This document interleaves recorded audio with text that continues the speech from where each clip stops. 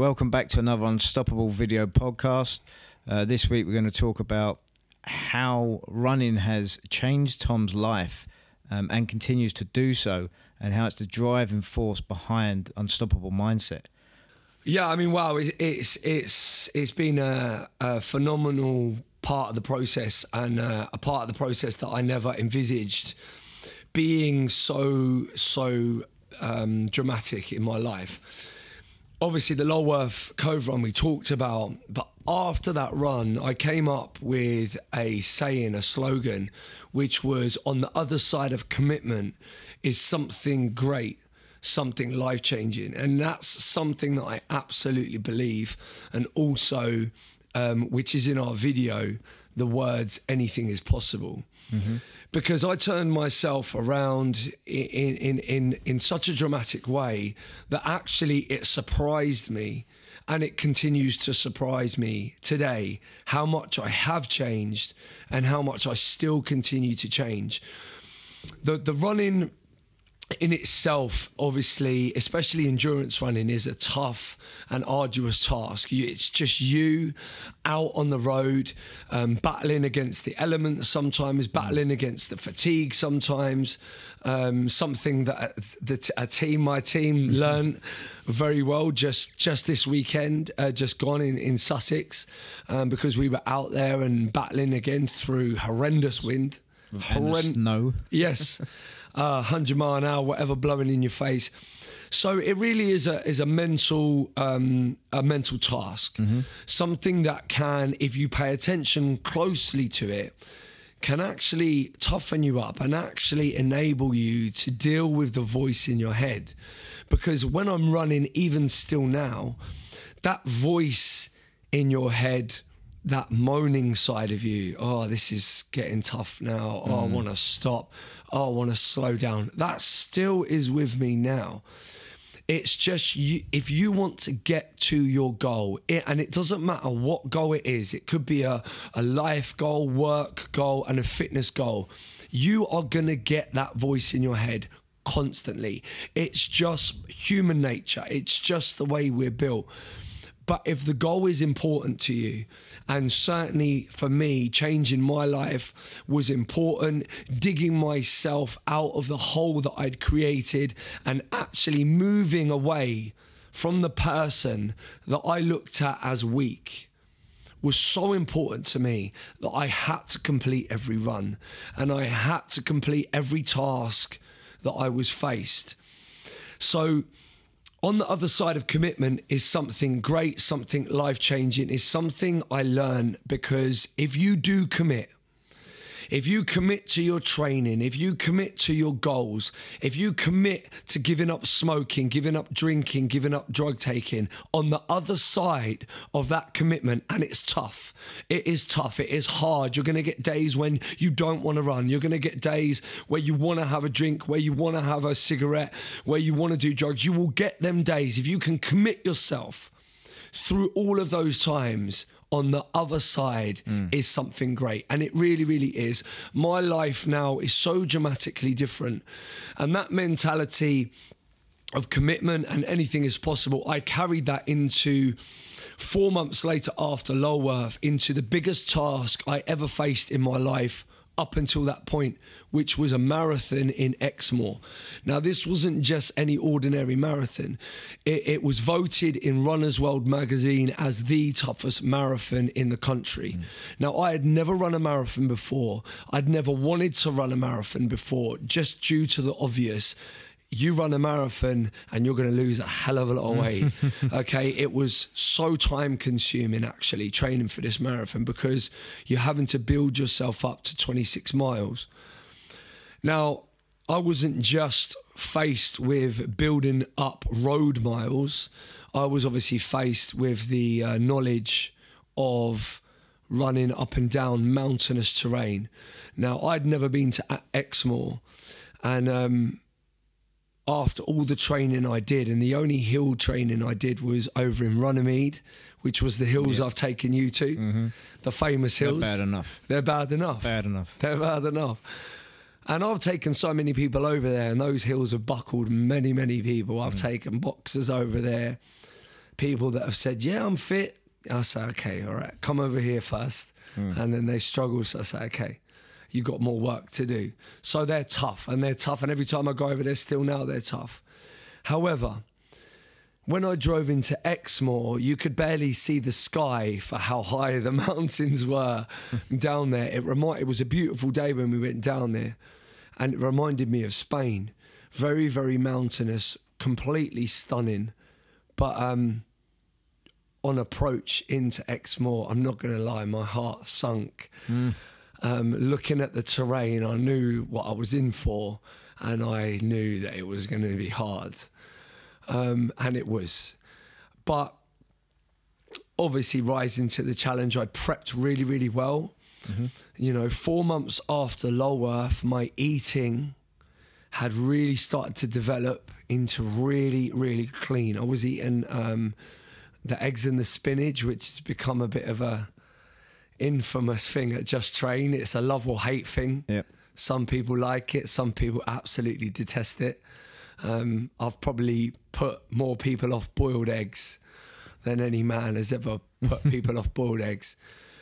But I was eating eggs and spinach. I was consuming a lot of sunflower seeds and pumpkin seeds. And I started to create this kind of mentality around food for me, like heart, tomatoes, really good for your heart. So I'm thinking, if I eat a lot of tomatoes, my heart's going to beat real strong on that day, on that run. It's going to beat real strong. I made up this thing about sunflower seeds. I thought, well, okay, sunflower seeds, if you plant a sunflower seeds, you grow the biggest, strongest flower that can be, right? So I'll eat loads of sunflower seeds and I'll be the biggest, strongest runner there. It was just a thing that I went through in my head. I started like mentally attaching, psychologically attaching foods to just the way I felt and how I physically felt. And I was really feeling strong and eating really well, a lot of walnuts, lots of water, lots of fish as well at the time, and on the day felt really good. So the task was set 26 miles in front of me, and off I went, and it was an absolute battle. But I have to say that on that day in particular, it was the best I've ever felt, even up until now. On that day, it was the best I'd ever felt physically. I had a really funny bit of banter with a Spanish guy throughout that race, who we were really competitive with from the very start. Probably maybe from about 4 miles in, we started to have a bit of a battle. He was quite strong and I was kind of staying with him, and we'd separated ourselves from the pack. Didn't have a clue where he was or I was position-wise. I didn't know how many people were in front or behind, because you kind of lose track after you've been up a couple of those mountain sides and the pain kicks in your legs. You just kind of start keeping your head down and you're not really paying attention too much to who's around you. But this guy in particular, obviously we were quite close with each other. And I remember having a bit of a conversation with him on we were going up one of the mountains, and he was saying how much this was like Spain. He said it's very, very similar. He said I run in Spain all the time, and obviously the sun was out. So, but in my mind, obviously the banter was nice, but I'm thinking I'm going to take you in a minute. I'm going to take you, and sure enough, I'd take him. I'd get tired and then he'd come past me, and that kind of went on back and forward for the whole race. It was quite good. He pushed me and I pushed him. So got to about the kind of 20-mile mark, and by this time I'm really starting to feel that long distance kind of endurance kicking in, and that wear and tear on my legs. My toe obviously was starting to really feel the strain, and my foot was starting to ache, and I wasn't really picking up my feet as well, so I kept clipping my foot and my toe on rocks and kept stubbing it. So I was starting to really wear down, and I was starting to slow down, and I was starting to see a pack behind me starting coming up, which is crazy actually. You realise you slow down and in 4 minutes you can start to see people coming up behind you. So you may have a 5-6 minute lead, and that can slowly but surely, well, quite quickly, that can start to come down. I'd got to kind of, I think it must have been about the 24th or 5th mile, so very, very close to the finish, and I was finished. I was done. And it was actually at this point I'd been saying to people leading up to this run about how there's always more. No matter how tired you are, there's always more. And people were kind of winding me up before I say, okay, well, we hope you adopt that in the marathon. So I said, yeah, of course, I'll adopt that. But actually at this point I was thinking, do you know what? I ain't got anything left. I've got nothing left. I'm done. My feet were like kicking every rock and stone that I was coming. I really wasn't picking up my feet. So I'm on this like a narrow verge, so beautiful, just literally, it's all rockery there. You can see the sea out there, sun is shining. I'm thinking, geez, I want this to be over now. I'm literally hurting real bad. There's nothing left in the tank. And I just thought, I'm just going to coast it in now. I've got nothing left. I can't pick it up, and I didn't want to pick it up. I'd resigned myself to this kind of crawl that I was doing. And next thing I know, Mr. Spanish comes whipping past me, a big smile on his face, kind of said something like, hola, and give me a little wave. And I'm like, oh, you bastard. The first thing in my head was just let him go. That was the very first thing. It was almost like immediate, like, let him go. You cannot even do this. He come past me quite strong. I thought, nah. But then almost immediately I thought, Tom, you will not live that down. No one will know about this. This is the thing with me. No one would know. This is not something I'm going to come around and say, yeah, I battled with a Spanish guy and then he beat me. I'm not going to come around, and say that necessarily. So no one would have known that at the last minute he beat me, but I would have known. And I also knew, and it was ingrained, that on the other side of commitment was something great, something life-changing. I also knew that anything is possible if you really dig deep, if you really push hard. And I also knew 100% that there is always more in the tank. So the strategy immediately was let him hear my breathing. So I literally stayed as close as you can stay behind a runner without tripping him. That close. So he heard my footsteps and he heard my breathing. And I knew from past miles that I had the pace to beat him. So I stayed with him until a certain point where I knew we were quite close to the finishing line. And I didn't actually know how close we were, but I was just roughly gauging it on my watch, which could have been slightly wrong because sometimes the GPS are. And I just waited. We came to a verge that was kind of going downwards. And I thought, right, that is it. You are getting it. And I put my foot down as hard as I can. And I smoked the Spanish guy. And I ran and I ran and I ran. One mistake I made was because of my foot, I've become so in tune with my body and focusing on the ground. And you must understand that in Exmoor, this whole trail run is the worst terrain that you can imagine. You've got tree stumps, rocks everywhere. Every downward that you run down, bearing in mind it's, you're going over 5,500 feet up, but then you're going 5,500 feet down. And that 5,500 feet down is rocks, slippery, mud, nothing solid. You've got trail shoes on for grip, but literally one wrong move and you're a goner. And I was running along people that were literally stacking it, like literally just falling over tree stumps a lot. So I was in tune with myself the whole time, watching the floor at all times. But when it came to obviously beating this guy, I was like focused on speed and focused on winning against this guy. So I went for it. I think I got right down to the bottom of this verge and my ankle just went snap straight over. I can't know whether it hit a rock or hit something that was uneven. And I felt a crack. Had a wincing pain go up right through to my neck. And I was like, shit, that hurt. That really hurt. My immediate inclination was stop. You've just broken your foot or you've done something to your foot. You've twisted your, I don't know what I'd done. I knew it hurt. That was the immediate inclination, was the sensible, was the safety side of me, was stop, Tom, you're injured. But then the unstoppable mindset kicks in, the anything is possible kicks in, the grit kicks in, and I'm thinking, hang on a minute, you got a Spanish man right behind you coming up, and I'm crossing that finish line, and that's that. So surely I did. I've still got the photo now of me kind of coming round, limping through into the finishing line. By that point I saw it, so I kind of slowed down. And it was quite funny, actually, because my fiancée, Danny, she was waiting for me at the finish line. I've crossed the finishing line and collapsed to the floor in pain. And I'm like, oh, no, I'm like busted here. And she's come over to me. She's like, get up. What are you doing? What are you doing on the floor?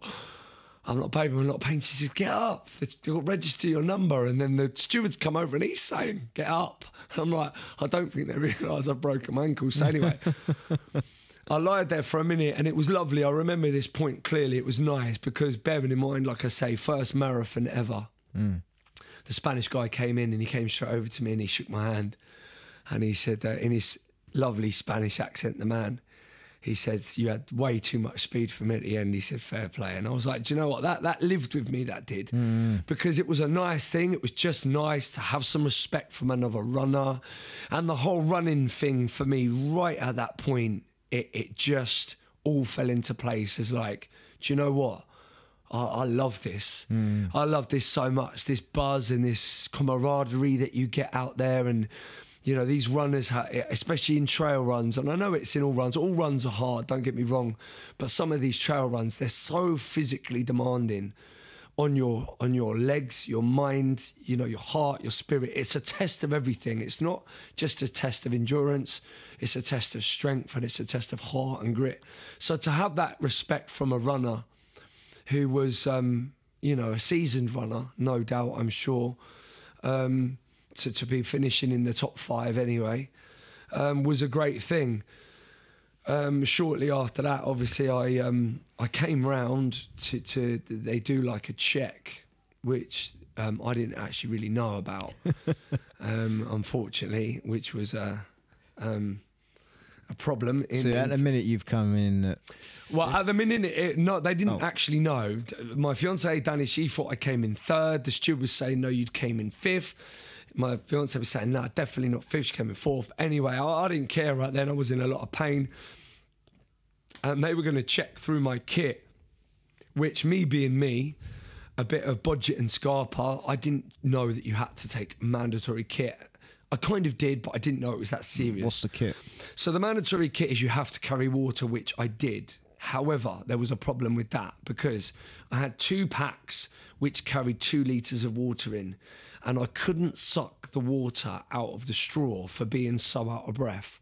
I was getting so agitated that I couldn't have a drink, and I was up on these mountains, and it was about the 8th of April, and it was cold at the start of the race down the bottom, but up, it was so high at the top, you could actually feel the heat.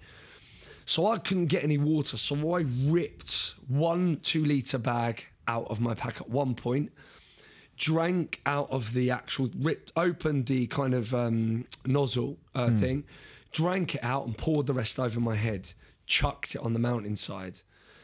Another few miles in, ripped the other one out, drank that and chucked that on the mountainside. So when I crossed the finish, I had no water. So they saw it as I had no water in. So I got a cross against my name for that. So you have to have water. You have to have water, and they're looking at me saying you had no water, you carried no water. So they gave me a cross, a mark against my name. The next thing, you had to have £20. I didn't take any money. I don't know what I need money for. I didn't need money. I'm out for a run. So why do you need the money? Well, you got to understand, when you're out in Exmoor, you're out in the middle of nowhere, and you do run through the odd village. So if you were struggling, you could probably get a taxi or an Uber, which I contemplated at times. But you could buy a drink, buy food, whatever. It's just a bit of safety money, and you have to have a hat. I don't wear hats, all right? It's just the way it is. Right. I don't wear caps and I don't wear hats. So I didn't get one. So I got a cross against my name for that. For the hat, for the money, for the water. And shortly after that, when I was waiting for my position to come in, when it did come in, which is like a few hours later, I looked through and my name wasn't on the list. Oh, so I was like, oh man, what's gone on here? So we looked all the way down at the very, very bottom, and there's my name. At the very bottom. And my name at the very bottom. It was my name, my number, and my time. So I was like, they haven't positioned me because of the mandatory kit. So you're not been disqualified? I'd not been disqualified. So they kept your time? They keep your time, but they will not give you a position. Which was very harsh. Now, bearing in mind by this point, I've got a busted foot. So imagine this, you've got 26 miles you've just run, you're really tired, and I'm literally now having to hop on one leg. I couldn't put weight down on my right leg, so I had to hop on one leg for the remainder of the time, which was putting me in a really bad mood. Thank God, oddly enough, again, you want to fate or whatever it is, the B&B that we were staying in, the woman I hobbled in, obviously after the run, she goes, oh, do you know what? I've got a crutch out the back if you want it. She said, I've had it in there for years. It's been sitting there from someone that left it years ago. I'm like, yes, please. So I had one crutch to kind of lean on, but I was hobbling around all afternoon and hobbling around all the next day. And then obviously we drove home, obviously heading to A&E by this point from Exmoor, go back home to A&E. But in the car on the way home, we looked at the positions. I looked at the numbers. I wasn't positioned. I'd actually worked it out as I was fourth at the time, and I won't go into it. But I announced that I was fourth, but actually I was fifth. Right. Which was still an amazing achievement for a first marathon ever. Absolutely. The total amount of runners was about 180 runners, and I actually Google searched the guy that won it. There was a woman that came third who was awesome, who I actually was ahead of until about 24 miles when I really started to slow down, and she came past me, this woman, like an absolute bullet.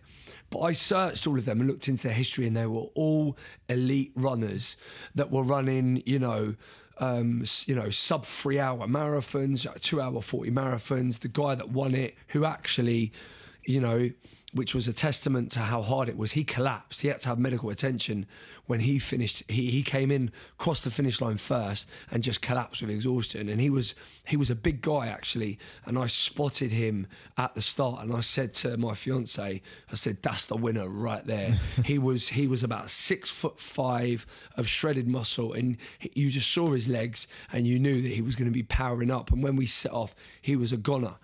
So he came first, collapsed. So that shows you how hard it was. I came fifth, which was an amazing achievement. Broken foot. I was very gutted that they didn't post my time, but that is exactly why in 3 weeks' time, I'm going to be doing it again.